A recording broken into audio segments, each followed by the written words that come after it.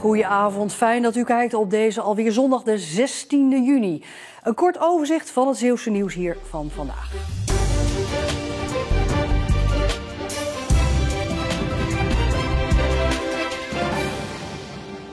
Tijdens een zoekactie op het Grevelingenmeer bij Bruinisse is gisteravond rond 9 uur het lichaam gevonden van een 51-jarige surfer.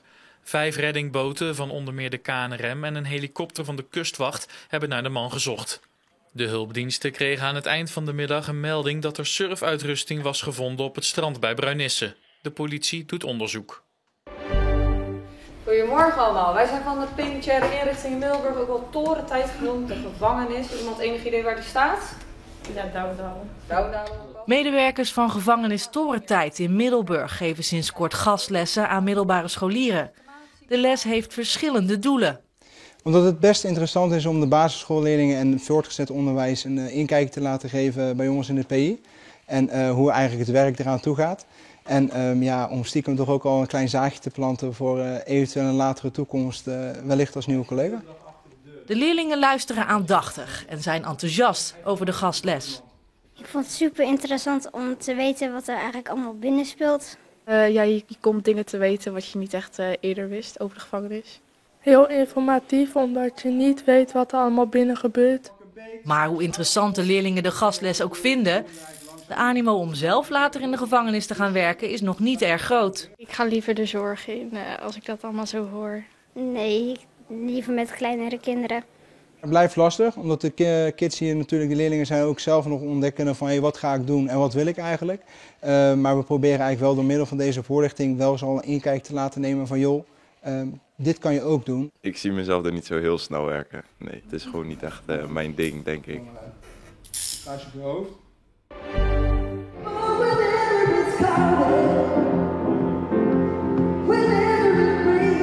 In Veere is voor de 3e keer het festival Popmonument. Met grote en kleine artiesten op bijzondere monumentale locaties. Zoals in de Grote Kerk.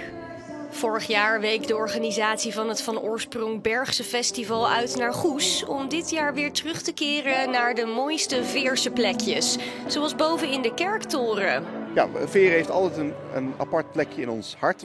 Veere is gewoon een heel fijne plek om zo'n festival als Popmonument te organiseren. En vanuit de gemeente en vanuit de Grote Kerk was ook heel veel enthousiasme om het een keer weer te doen. Ik merk dat bezoekers er zin in hebben.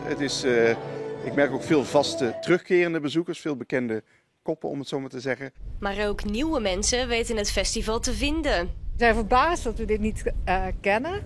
En we vinden het gewoon echt heel erg geweldig. Eigenlijk dachten wij, houden wij van dit soort muziek? Dat weten wij niet, want we kennen de namen niet, behalve Jet Rebel. Maar hoe leuk is het al op al die prachtige locaties is. En naast de Grote Kerk waren dat bijvoorbeeld de Cisterne en het Stadhuis.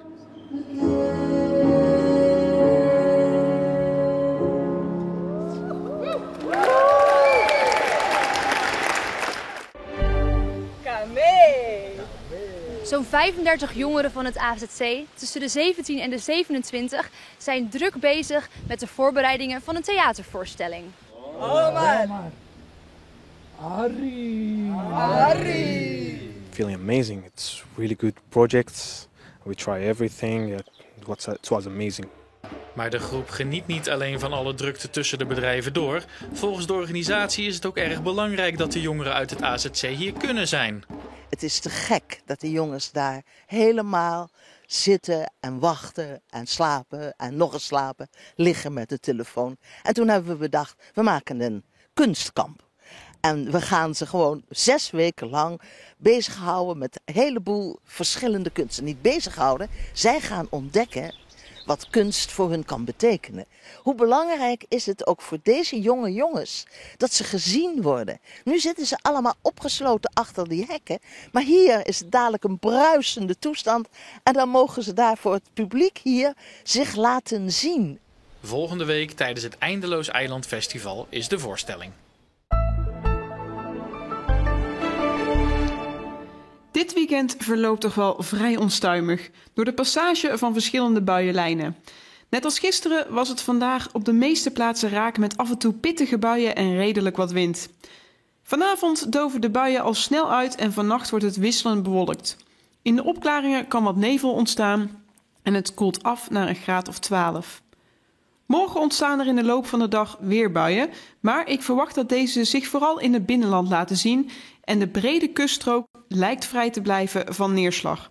Het wordt dan een graad of 19 met een matige westenwind. Dan de vooruitzichten. Op dinsdag nadert er een regenzone, waarbij de weermodellen er nog niet over uit zijn in hoeverre deze daadwerkelijk over Zeeland trekt. Of misschien juist buiten de provinciegrenzen blijft steken. Kans op een regenachtige dag dus, maar met een slag om de arm. Woensdag lijkt droog te verlopen, met eindelijk weer temperaturen in de 20 graden. En vanaf donderdag wordt het nog warmer, maar wel buien met onweer. En meer informatie over het weer in Zeeland vindt u op onze site en op onze app. En daar natuurlijk ook meer nieuws uit Zeeland. Nog een hele fijne zondagavond en graag tot morgen.